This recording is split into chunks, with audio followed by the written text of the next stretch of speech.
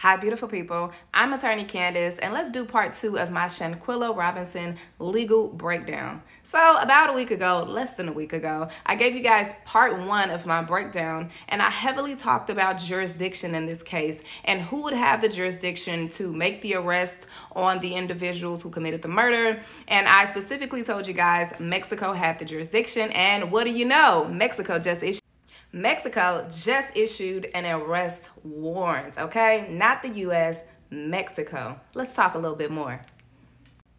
Now, you guys have been going crazy in my comments mentioning other people who are American citizens that were killed outside of the U.S. in another country, and I want to briefly dive into that so you guys can have more clarity. Number one, Natalie Holloway was mentioned so much in the comments. So Natalie Holloway was a white female who went over to Aruba. She's an American citizen, and while she was in Aruba, she was murdered there, okay? This is an old case that happened back in about 2005, okay? A lot of people are saying, hey, well, the U.S. had jurisdiction in that case. They arrested the killer. We have to pay attention to what did they arrest him for. They did not arrest that killer for murder, okay, or anything close to murder or having to do with the death of this woman. What they arrested the killer for was extortion and wire fraud, because he met with the lawyer and extorted money from the family in order to tell them where the body was buried. So that was extortion and direct contact with the U.S., which gave them jurisdiction to arrest him for extortion, and the money was transferred to him via wire transfer. So he was not arrested for any type of murder of Natalie Holloway. So again, U.S. did not have jurisdiction.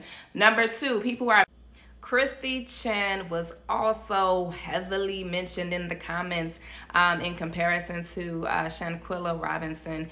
And Christy Chan was an Asian woman who had just gotten married and went over on her honeymoon to Fiji, the country Fiji, with her husband. And unfortunately, she was murdered in Fiji. Now, a lot of people said, well, the U.S. just arrested the husband, yada, yada. But that's not true. The country of Fiji arrested the husband on the murder charges, not the U.S. So that just goes to show you a pattern. You have a black woman who was, killed outside of the country.